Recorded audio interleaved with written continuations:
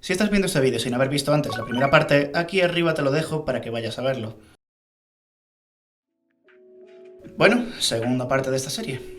Estoy disfrutándola mucho al poder hacer un trabajo de investigación con cada tema, rebuscando bien en cada parte y conociendo más sobre el maravilloso mundo de Pokémon y todo lo que se ha creado en torno a este.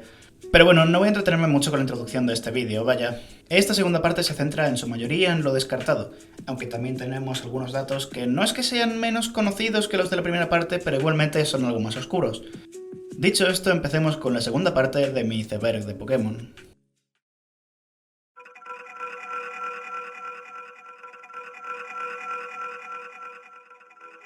La mansión encantada de Sinnoh.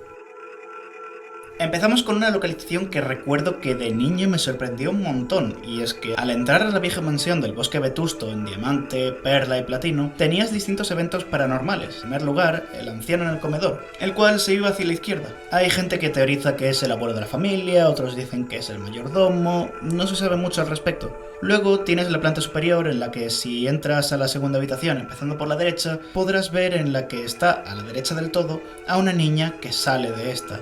Y en esa misma habitación en la que tú estás hay un cuadro o reloj con ojos que te siguen con la mirada, pero que si te arrimas desaparecen. No se sabe mucho acerca de la historia de la familia que habitó esa mansión, y permanece como un misterio sin resolver. La central eléctrica de Luminalia.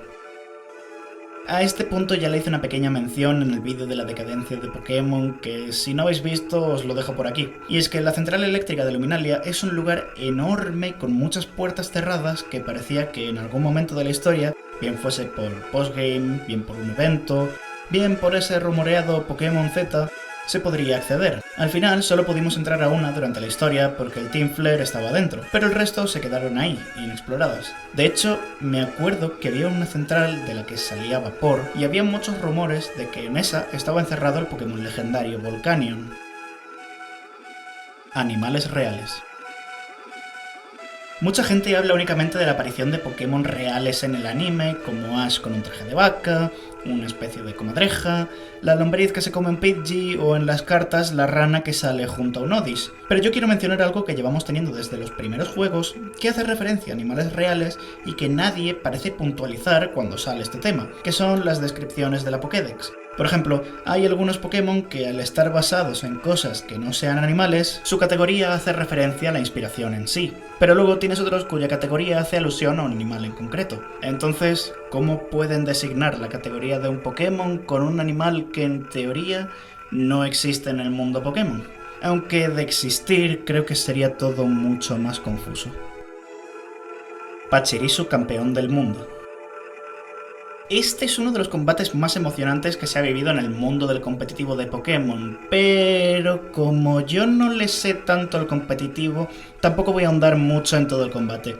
Si queréis podéis ver el vídeo de Coffin Sonriente en el que explica todo el combate. De forma resumida, en las finales mundiales de 2014 el jugador Sejong Park tenía un equipo bastante competitivo, excepto por un Pokémon, Pachirisu. Y es que Pachirisu iba a convertirse en un cebo. Con puntos de esfuerzo para mejorar su defensa y una valla cidra, Pachirisu podía soportar ataques muy poderosos que podían vaporizar a sus compañeros por la efectividad de tipos. Pero Pachirisu también tenía un ataque muy importante: Señuelo. Ese movimiento tiene prioridad alta y hace que en combates dobles o triples ese Pokémon sea el centro de atención. Es decir, que si lanzaste un ataque al compañero de Pachirisu, por usar Señuelo el ataque irá dirigido a él. Aquí os dejo la jugada más importante de todas para que veáis lo que sucedió. Follow me. We have Follow Me coming out from Pachirisu, Jody keeping both in, Rock Slide coming out from Tyranitar, gonna have to hope for a flinch onto that Garchomp. It looks like we do see some small damage on both. Draco Meteor from Jody onto that Pachirisu, probably originally targeted for that Garchomp, will connect, will deal some good damage, but we've already seen not enough. That Pachirisu is so bulky, if that Mo Rotom's Leaf Storm wasn't proof enough, it just tanked a Salamence Draco Meteor, and no flinch! So Rock Slide does come out from Garchomp. That should be a double KO. No! 2 HP from Salamence, but fortunately, we'll have to see, will the Sand stick around? Yes, one more turn of Sand does pick up the KO on Salamence, so double KO for Sajin that turn. This game, he does get the Pokemon lead. A big 3-1 advantage now. He still has his redirection available with Pachirisu here, so hard to imagine anything Jody can do here. I never thought I'd see the day where Pachirisu was a world champion, but it looks like we're on the verge of it here. Yeah, and it looks like Mo Rodham is going to be Jody's last hope to keep the world safe from world champion Pachirisu. But up against the Garchomp and the Pachirisu. Pachirisu, of course, could take one for the team, use that follow me to redirect any attacks from the Mo Rodham. But instead, Pachirisu is not going to do any of that. It's going right on the offensive. Super Fang going to take away half of Mo Rodham's health. Dragon Claw right back after a critical hit. A critical hit and Seijun Park takes down. Me hace mucha gracia cómo Seijun Park, conforme terminó el combate, agarró el peluche de Pachirisu. Me encanta. Fear Rattata. Esta es una de las estrategias más conocidas y simples que se pueden llevar a cabo en nivel competitivo. Las siglas FEAR hacen referencia a lo siguiente: F de Focus, por la banda Focus, E de Endeavor, cuyo ataque se traduce como esfuerzo, A de ataque rápido y R de Rattata.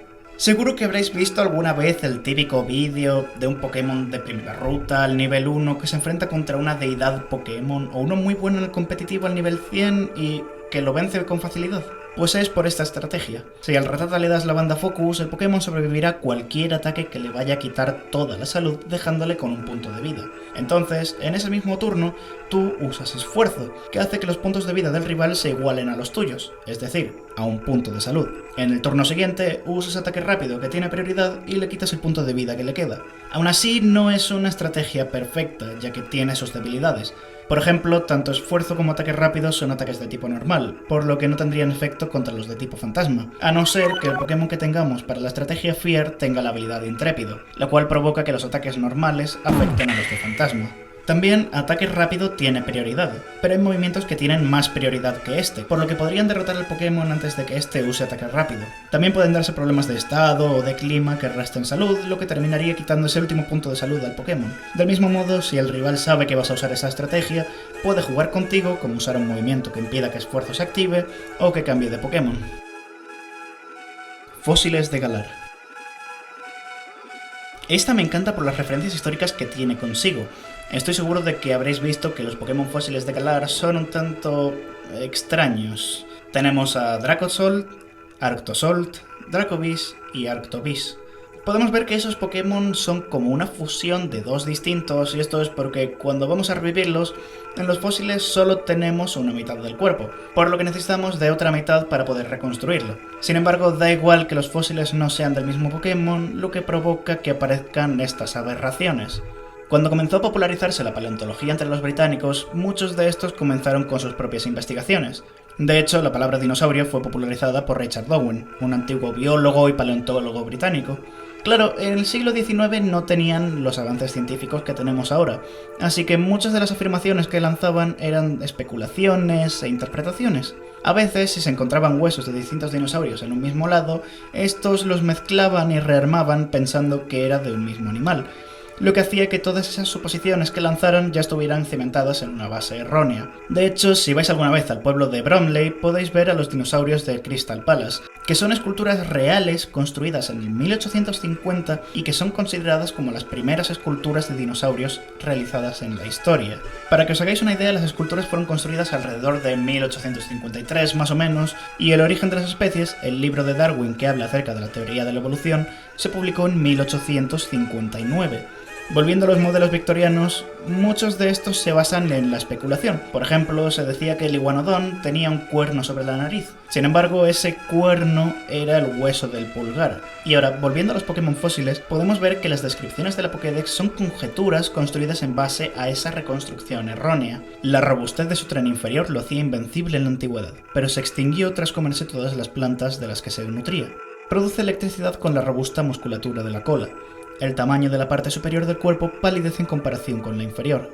La parte superior del cuerpo está congelada y al temblar genera electricidad. Camina con suma dificultad.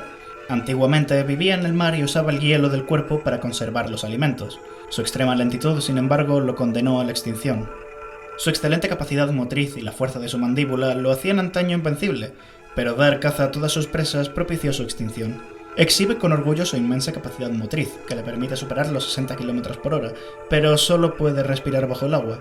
Atrapa a sus presas congelando su entorno, pero la ubicación de la boca encima de la cabeza le genera dificultades para deglutirlas.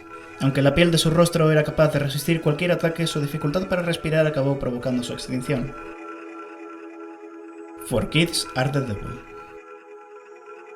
¿Recordáis esa época antigua de YouTube en la que salían vídeos a 240 de calidad, con fondo azul, diciéndote que una canción tenía mensajes satánicos si la escuchabas del revés? Bueno, pues esto es más o menos similar. Resulta que en el capítulo 130 del anime de Pokémon podemos ver esta escena. Well, then we'll just have to take it from ya. Look at Tom go! Victory Bell 2!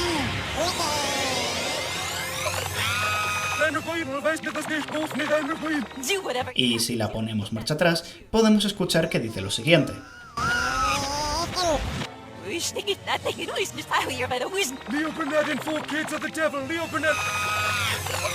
Pero ¿es real o una simple casualidad? Pues resulta que el mismo actor de James lo confirmó en un evento. Resulta que esta frase la dijo a modo de crítica contra Leo Burnett, que era la compañía que estaba produciendo el doblaje al inglés, y 4Kids, que era el canal distribuidor de la serie, canal que muchos conocerán por sus intentos de censura en One Piece. En fin, Eric Stewart confirmó que era una crítica a ambas empresas porque estas no le estaban pagando por los anuncios y otros trabajos a los que le estaba prestando la voz, de ahí que dejara el mensaje de que Leo Burnett y 4Kids son el demonio. Villanos y evolución por amistad. Este es un tanto curioso, ya que tiene que ver con los villanos y la amistad con los Pokémon. Y es que podemos ver que Magno, Aquiles y Helio tienen un Crobat, el cual es un Pokémon que evoluciona por amistad. Esto implica que, aun siendo villanos, con sus planes malvados y todo eso, tienen aprecio y cariño a sus compañeros, cosa que no se puede decir de Gechis, el cual tiene un Hydreigon que, digamos, que no le quiere mucho. Resulta que este tiene un movimiento un tanto curioso, el cual es frustración. Este movimiento tiene de característica que su potencia varía según el nivel de amistad del Pokémon con su entrenador en base a esta fórmula. Si el Pokémon tiene la amistad al máximo, es decir, 255, la potencia se redondeará y será de 1. Si por el contrario la amistad es 0, tendrá una potencia de 102. Teniendo esto claro, saber que ese Hydreigon golpea con la máxima potencia al usar ese ataque nos muestra que Gechis desprecia sus propios Pokémon, lo cual le añade una capa más profunda al desarrollo de este personaje y de su comportamiento con todos. Koffing, NY y Weezing, LA. Esta es un tanto curiosa y es que en las versiones beta de rojo y azul, Koffing y Weezing eran conocidos por tener otro nombre. El del primero era NY y el segundo LA. Estos nombres hacen referencia a Nueva York y Los Ángeles, ciudades altamente contaminadas. Los nombres fueron cambiados para evitar controversias, pero hay un producto que terminó distribuyéndose con esos nombres beta. Y es que si comprabas un CD conocido como Pokémon, eres capaz de aprenderte el Pokérap en España, o Pokémon para ser un maestro en algunos países de LATAM, dicho CD venía con un póster con los 150 Pokémon originales, y si nos fijamos en Koffing Weezing de la versión española, podremos ver esos nombres beta. Pokémon en House. Esta curiosidad no es mucha cosa, pero es una curiosidad al fin y al cabo. Básicamente House, el Dr. House de toda la vida, hace una referencia a Pokémon en el capítulo 8 de la 8ª temporada. Aquí os dejo el fragmento con la mejor calidad posible. Se gana la vida enviando gente a prisión. No está en prisión y es difícil matar con gas a alguien a menos que selles la habitación primero. Es por eso que Arceus creó un universo con 3 estados de la materia y 300 venenos líquidos y sólidos que pueden causar sus síntomas. ¿Arceus? Búscalo. Picablu.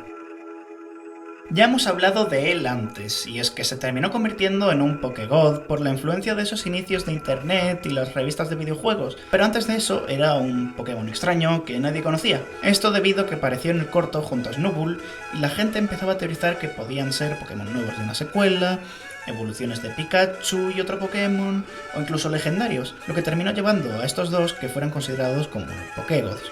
El nombre de Picablu es debido a que los fans veían un parecido extremo con Pikachu y, como no sabían su nombre, le llamaron Pikachu Azul. Necesito ayuda, te espero donde siempre. Esto es algo que se daba en Pokémon X e Y y que no mucha gente sabe. Y es que si vamos a la estación de Ciudad Luminalia, detrás del panel informativo podremos interactuar con una nota que dice «Necesito ayuda, te espero donde siempre». Si hablamos con el chico que hay cerca, este dirá «Debería estar por aquí». Y ahí se queda el misterio. Hay teorías que dicen que la nota es de la chica del hotel que está escuchando el sonido del ascensor para saber si el chico va a verla o no, pero no se sabe mucho más. Piedra Niebla. Este era el objeto que tiene relación con algo que ya hemos visto antes, los Pokégods. Y es que esa tercera categoría de Pokégods eran las cuartas evoluciones. Había requisitos para obtener la piedra, por supuesto, como vencer la liga una determinada cantidad de veces, con un equipo en concreto, ir a cierto sitio a cierta hora del día, en fin, locuras. Cuando le dabas la piedra niebla a un Pokémon en su tercera etapa evolutiva, este podía llegar a una cuarta. Algunos de estos Pokégods son Sapsaur, Charcoal, Tyrainer, evoluciones de Venusaur, Charizard y Blastoise. De hecho, algo gracioso es que Charizard tenía dos, como las mega evoluciones de X e Y, y es que también estaba Skelozard. Del mismo modo tenemos a Spooky, evolución de Gengar, Alencar, evolución de Alakazam, y a Mewtwo, evolución de Mewtwo. Algo que no deja de ser curioso es que todos estos Pokémon que he mencionado y que terminaron por alimentar la teoría de esa cuarta etapa evolutiva, terminaron teniendo mega evoluciones. Supongo que es porque son los favoritos o los más populares, pero no deja de ser algo curioso. Tentacool.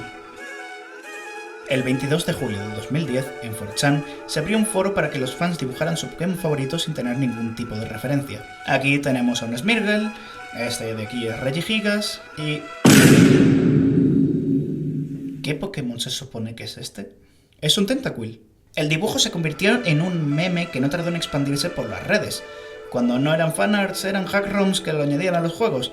Y cuando no era ninguna de esas dos cosas, era una filtración de los juegos de la quinta generación. Todo parecía una broma por parte de aquella persona, ya que el nombre es una combinación de Tentacool y Cyndaquil, aunque otros decían que podía ser un efecto Mandela, y que el Pokémon que estaba dibujando era una mezcla entre Poliwrath y Politoed. Tanto el meme como el Pokémon terminaron cayendo en el olvido, hasta que, a finales de 2018, se subió a internet la demo de Pokémon Oro y Plata del Space World del 97, y, entre muchas cosas que veremos más adelante, apareció este sprite. Un diseño beta de Politoed que terminó por reventar el internet debido al parecido que tenía con Tentacool. Muchas personas volvieron al post original a pedirle perdón a aquella persona por reírse de su dibujo, mientras que otras empezaron a teorizar. Algunas más plausibles y posibles, como que se trata de un viajero del tiempo, y otras más atrevidas y locas, como que esa persona fue al Space World de peque y jugó la demo. Flauta Azur. La Flauta Azur hace referencia a un objeto clave de la cuarta generación que se iba a obtener por un evento realizado por Nintendo, aunque nunca se llevó a cabo, ni siquiera en Japón. El evento te otorgaba la flauta para que fueras a la cima del Monte Corona. Una vez ahí, tocarías la flauta y aparecerían unas escaleras que te llevarían hasta la Sala Origen, donde podías atrapar a Arceus. En palabras de Junichi Masuda, el evento sería demasiado confuso para los jugadores, así que decidimos descartarlo y entregar directamente un Arceus. La flauta aún así está programada y completamente funcional en el juego, por lo que, de modificarse los datos del mismo con dispositivos externos, se puede activar el evento. A modo de curiosidad extra, la Flauta Azur se puede obtener de manera completamente legal tanto en los remakes de Diamante y Perla, así como en Leyendas Arceus. En este último tienes que derrotar a Bolus en el Templo de Sinnoh y conseguir la última tabla. En los remakes, sin embargo, te piden más requisitos. La Flauta Azur aparecerá en la habitación de tu casa si tienes datos de guardado de una partida de Leyendas Arceus en la que hayas completado todas las misiones del juego, si has superado la Liga de Sinnoh y si has obtenido la Pokédex nacional. Y bueno, hasta aquí esta segunda parte del iceberg. ¿Qué os ha parecido? ¿Habéis aprendido cosas nuevas o os las conocíais todas ya? Decidme también si queréis la tercera parte y si veo mucho apoyo no tardaré en subirla. Lo dicho, muchas gracias por todo y nos vemos en el próximo vídeo.